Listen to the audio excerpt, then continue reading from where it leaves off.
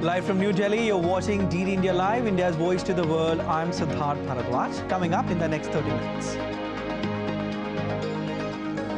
Indian Prime Minister Narendra Modi replies to motion of thanks to the President's address in Rajya Sabha, India's upper house of parliament.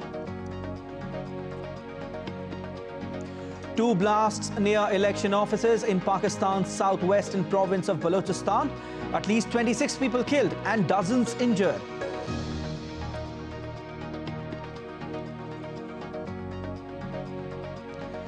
Secretary of State Antony Blinken says US reviewing a response from Hamas to a framework on a deal for release of hostages as part of extended pause in fighting in Gaza. Germany's Lufthansa cancels hundreds of flights as its ground staff strike for a day at 5 airports.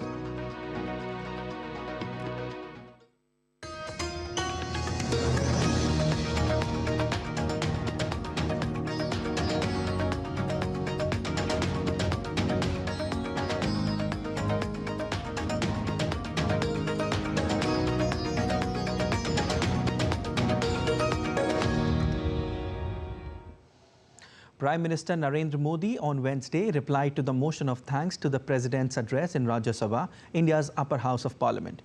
In his speech, the Prime Minister criticized the previous Congress government. PM Modi said that in the 10 years of Congress, the Indian economy was in fragile 5.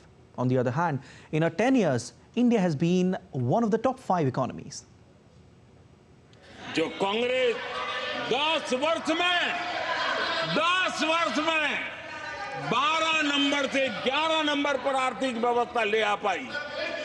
10 साल में 12 से 11 number, और आप 12 से 11 आने में बहुत मेहनत नहीं पड़ती है। जैसे जैसे आगे बढ़ते हैं तो मेहनत और बढ़ती है। हम 10 साल में 5 नंबर पे ले आए। और ये कांग्रेस हमें यहाँ आर्थिक नीतियों पर लंबे लंबे भाषण सुना रही है। जिस कांग्रेस ने देश की गली सड़कों चौक चौराहे पर अपने ही परिवार के नाम के पाठ जड़ दिए हैं, वो हमें उपदेश दे रहे हैं। वो हमें सामाजिक न्याय पाठ पढ़ा रहे हैं। जिस कांग्रेस के अपने नेता की कोई गारंटी नहीं है, अपनी नीति की कोई गारंटी नहीं है, वो मोदी की गारंटी पर सवाल उठा रहे हैं। As Pakistan gears up for 2024 general elections, around 22 million youths aged between 18 and 23 are gearing up to vote for the first time. But the elation that should be around on such a joyous occasion seems to be missing.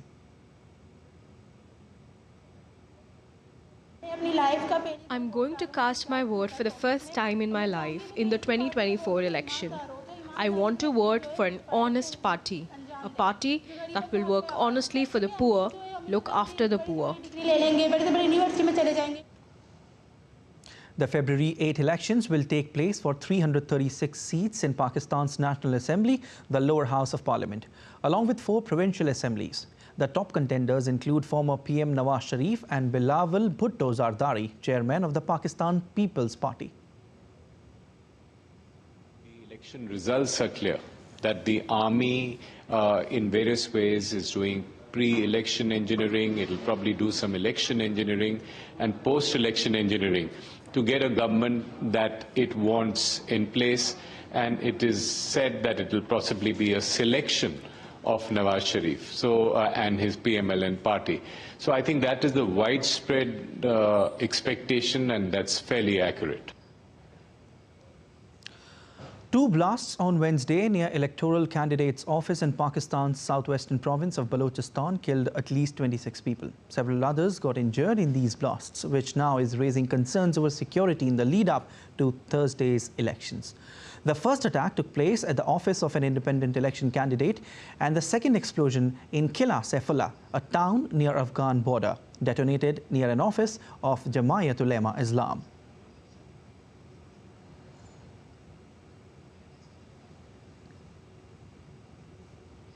Well, on to Israel-Hamas conflict now. Palestinian group Hamas has proposed a ceasefire plan that would quiet the guns in Gaza for 4.5 months. However, there is no public response yet from Israel, which has said it will not pull its troops out of Gaza until Hamas is wiped out. According to the proposal, all hostages would go free and Israel would withdraw its troops from Gaza Strip. The militant group's proposal, a response to an offer sent last week by Qatari and Egyptian mediators, comes in the biggest diplomatic push. Hamas says all Israeli women hostages, male under 19, the elderly and sick, would be released during the first 45-day phase in exchange for the release of Palestinian women and children from Israeli jails. U.S. Secretary of State Antony Blinken is in Israel as the United States reviews a response from Hamas to a hostage deal proposal. In a joint news conference in Doha on Tuesday with Qatari Prime Minister and Foreign Minister, Blinken said there is still a lot of work to be done, but there's a belief that an agreement is possible and essential.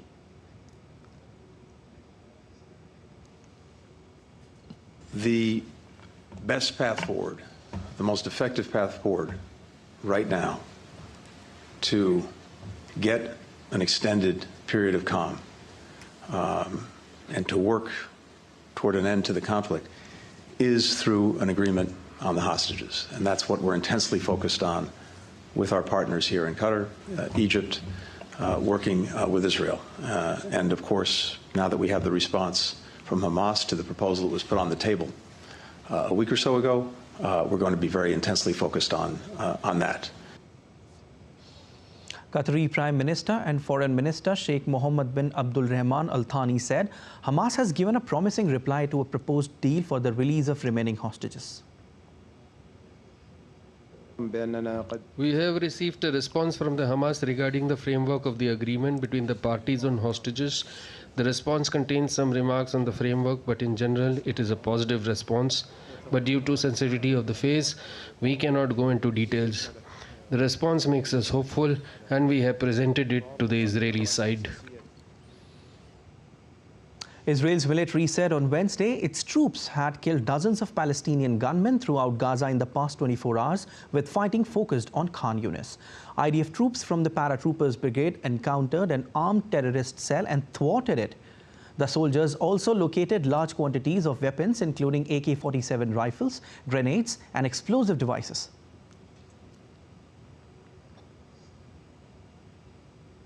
And the U.S. House of Representatives rejected a Republican-led bill on Tuesday that would provide $17.6 billion to Israel in aid. Democrats said they wanted to vote instead on a broader measure that would also provide assistance to Ukraine, international humanitarian funding, and new money for border security. U.S. President Joe Biden, who supports the Senate bill, has however promised to veto the House's Israel-only measure. Republicans have rejected a bipartisan bill that would accomplish exactly what they have asked for. While declaring that bill dead on arrival in the House, the majority has opted to consider a bill that we know the president will veto.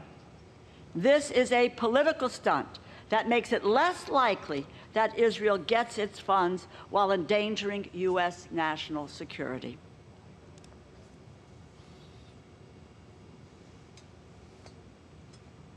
Well, indeed, India correspondent Sarah Coates joins us from Tel Aviv. Sarah, now how close are we to the ceasefire? If you could just update us.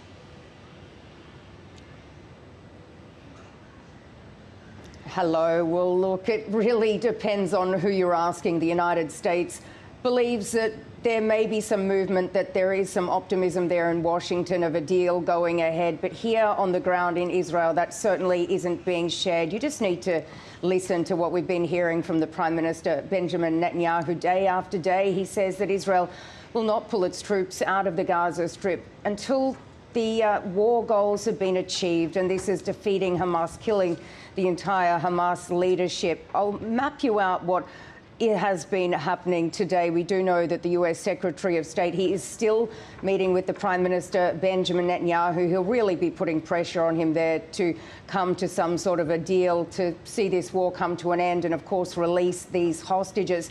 He was then supposed to have a meeting with the IDF Chief of Staff, Herzi Halevi, one-on-one. But now Benjamin Netanyahu has banned that. He said there will be no meetings while he is not present. Well, after this meeting that's happening right now with Benjamin Netanyahu, there'll be a meeting with the Defence Minister, that is Yoav Gallant there. He'll be speaking with the Secretary of State before the President, Isaac Herzog, sits down and talks to him about all of these goings-on as well. He will then travel to the West Bank, to Ramallah, to meet with the Palestinian President Mahmoud Abbas. Certainly the two-state solution set to be on the agenda there. But this all comes as Hamas has put out a counter option here for what it believes should go on. It says it wants a three-phase plan. It would be 45 days, each of these phases. The first phase would see the release of female children, men or boys, I should say, under the age of 19. They would be released from Hamas captivity, while a number of Palestinian prisoners would also be set free in Israeli jails. The second phase would see the remainder of these hostages, including soldiers, released, while the third phase would be the phase that an end in fighting is discussed. Also, the rebuilding of the Gaza Strip would begin, and the bodies of people who've been killed, they would be returned back to Israel. It's also important to point out that Hamas has been also saying in this response that it wants 1,500 Palestinian prisoners released from Israeli jails, and it's being reported here in Hebrew media that that is an absolute non-starter. Israeli officials say that simply will not be happening. So in saying all of this, Secretary of State Blinken certainly does have a tough job ahead of him trying to bridge all of these gaps. I mentioned that Israel's stance remains the same. It doesn't want to pull out of the Gaza Strip until these goals are achieved. Hamas wants a full ceasefire. It wants to make sure that after these pauses that will simply happen. So a big gap here between Israel and Hamas, and that is certainly something that the Secretary of State is trying to bridge. All right. And Sarah, what about the military operations expanding to Rafah?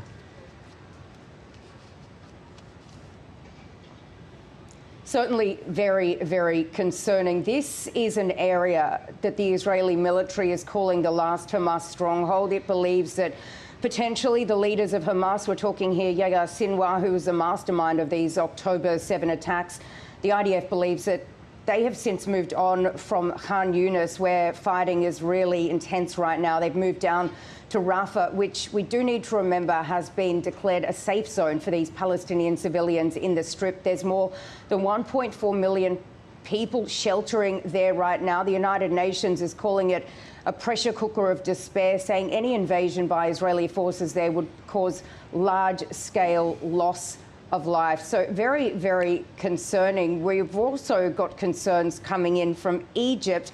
Egypt very worried that if this military operation continues to push further south, it could then in turn push Palestinians over the border into Egypt, something that is firmly against, also very firmly against. It is important to add a troop build-up on that border, which it says could severely jeopardise the 4-decade-long peace treaty between Israel and Egypt. So certainly a lot going on here today, more meetings slated for this afternoon. But as I said, there really isn't too much optimism here in Israel.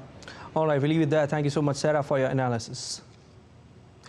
Meanwhile, Yemen's Houthi group on Tuesday claimed responsibility for a missile attack in the Red Sea, causing damage to some ships. The group's military spokesman claimed that the group had fired naval missiles at 2 cargo ships, the Star Nazia and Morning Tide. A Greek shipping ministry official said that it is unclear whether the explosion was caused by a sea mine or a rocket, adding that no crew was injured. And still to come on this edition of DD India Live. Around 100,000 passengers affected as Lufthansa Airlines cancelled approximately 1,000 flights. Russia unleashes missile and drone strikes on Kyiv. Stay with us for more details.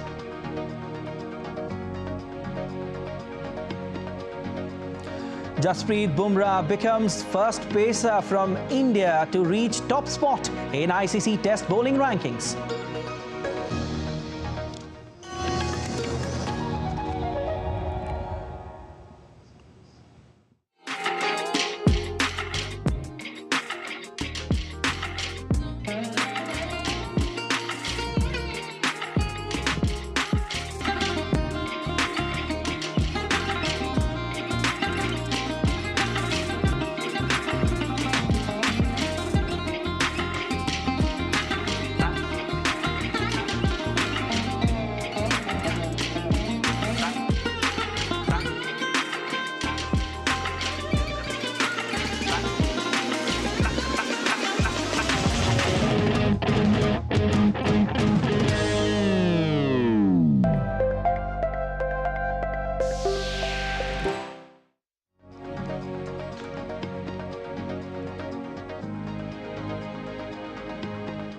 You're watching DD India Live. I'm Siddharth Bharadwaj. Air defense system of Ukraine shot down 29 missiles and 15 drones launched by Russia on Wednesday. Ukrainian President Volodymyr Zelensky said 2 people were killed and more than 10 injured in Kyiv. Russian forces launched 64 missiles and drones in several waves of the attack. A total of 44 missiles and drones were downed.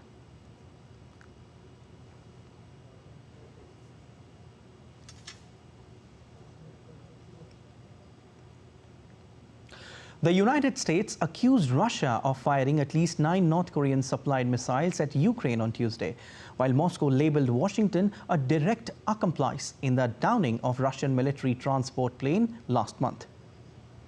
Russia's UN Ambassador Vasily Nebenzia and Deputy US Ambassador to the UN Robert Wood traded the accusations at a UN Security Council meeting on Ukraine. Robert Wood said Russia has launched DPRK-supplied ballistic missiles against Ukraine on at least 9 occasions. To date, Russia has launched DPRK-supplied ballistic missiles against Ukraine on at least 9 occasions. Russia and the DPRK must be held accountable for their actions, which undermine long-standing obligations under UN Security Council resolutions. These unlawful arms transfers and potential technology transfers from Russia to the DPRK undermine regional stability and the global non-proliferation regime, as well as the Security Council's credibility. Meanwhile, Vasily Nebenzia accused Washington of direct involvement in the Russia-Ukraine conflict and said the state is a direct accomplice in this crime as well. Today, we possess irrefutable evidence that a phased array tracking radar for intercept on target surface-to-air missile was used to carry out the strike, which leaves no doubt that Washington is a direct accomplice in the crime as well. Reports of a strike hitting a bakery in Russia-occupied eastern. Well, the Philippines' defense chief aims to boost military presence and infrastructure in the country's northernmost province near Taiwan. According to a Philippine Navy statement, Defense Secretary also called for the development of more structures on the remote Batanes Islands and said operational tempo for military will be higher starting 2024. Taiwan's defense ministry said that Chinese military regularly sends ships and aircraft through the Bashi Channel, which is a choke point for vessels moving between the Western Pacific and contested South China Sea. Swedish prosecutors said that they would draw further investigation into explosions on the Nord Stream and 2 gas pipelines, confirming earlier media reports. The multi-billion-dollar pipelines transporting Russian gas to Germany under the Baltic Sea were ruptured by a series of blasts in Swedish and Danish waters in September 2022. Danish police have said that the pipelines were hit by powerful explosions, and Swedish investigators had confirmed that traces of explosives found on site conclusively showed that sabotage had taken place. And Germany's national carrier Lufthansa cancelled approximately 1,000 flights scheduled for Wednesday amid industrial action from ground crew. The Verdi Union, a Berlin-based trade union, has announced that ground staff at Lufthansa Airlines will go on a strike due to the recent wave of labor unrest in the country's transportation sector as employees push for higher wages. While Germany's biggest hubs by passenger volume at Frankfurt and Munich are hardest hit, other airports, Hamburg, Berlin and Dusseldorf, will also be affected. It's understandable that they are striking, but it's annoying nonetheless. The number of strikes in Germany is annoying, of course, so I think politicians and businesses should come up with some solutions. Microsoft CEO Satya Nadella kicked off his visit to India today by reinforcing the company's commitment to supporting India's transformation into an AI-first nation. The commitment aligns with India's vision of becoming self-reliant by fostering a skilled AI workforce and empowering every sector and industry to transform with AI. Nadella announced that Microsoft will provide 2 million people in India with AI skilling opportunities by 2025 through its new Advantage India initiative. This will help to close skills gaps across the nation and strengthen India's ability to thrive in the AI era.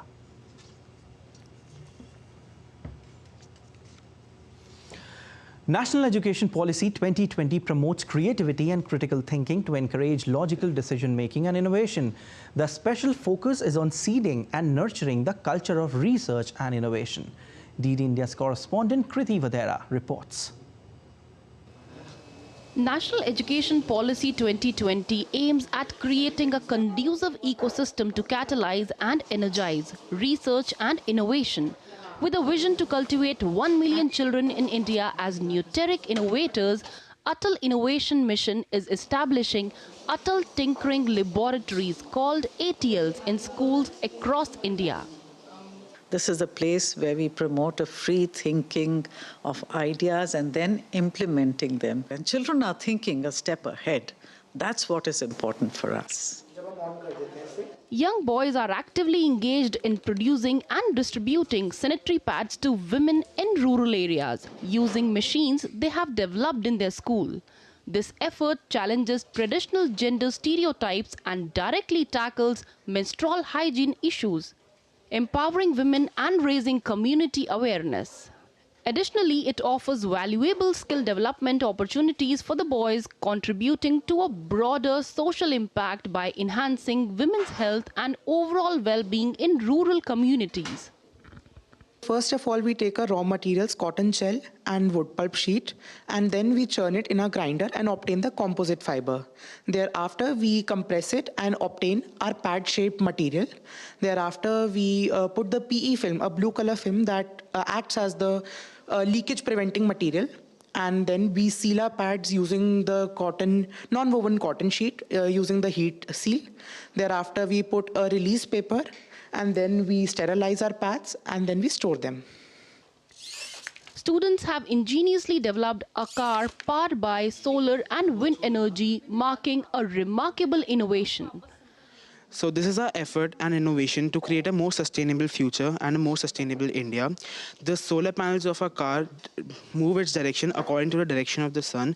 The LDR sensors use a complex PID algorithm to detect the direction of sunlight and uses servo motors to shift the solar panels accordingly.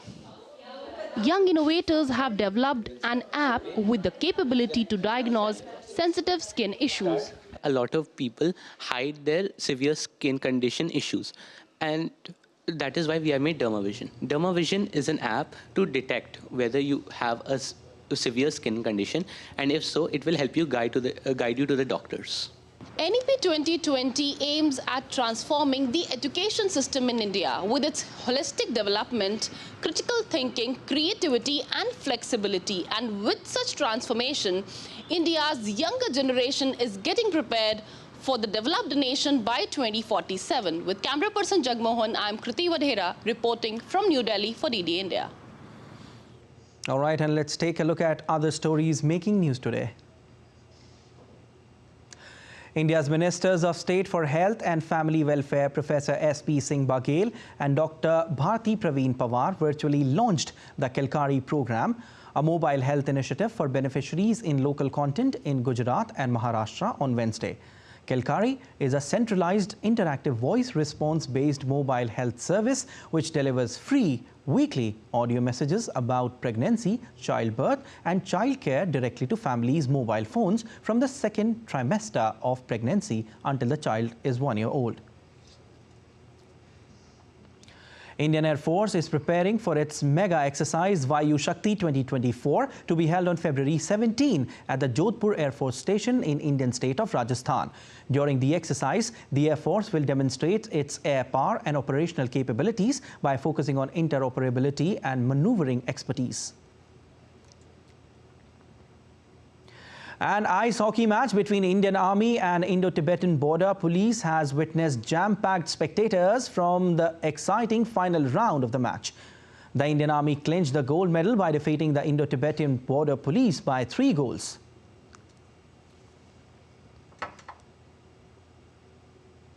And India pacer Jasprit Bumrah has climbed to the top of the Test bowling rankings for the first time.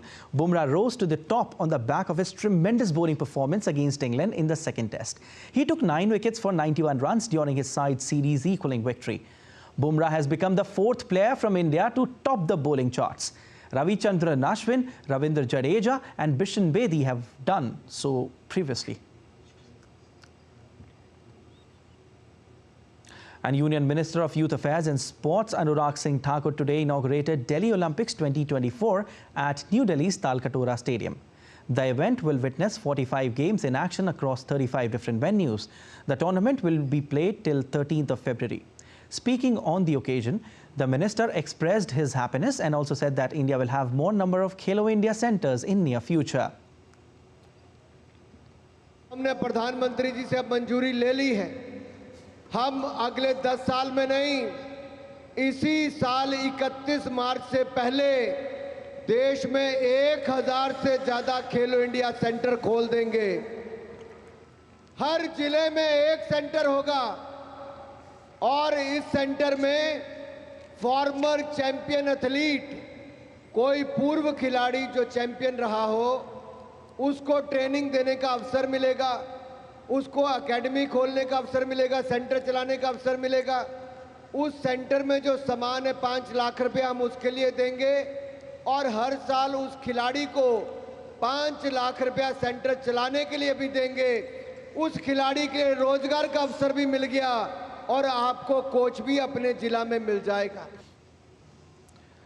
All right, that's all for this edition of DD India Live, but let us know your thoughts on the news of the day. You can connect with us on Facebook, X formerly known as Twitter, and Instagram. We'll be back with more news as it breaks here on DD India. I'm Siddharth Bharadwaj. From all of us here in Delhi, thanks for watching DD India Live.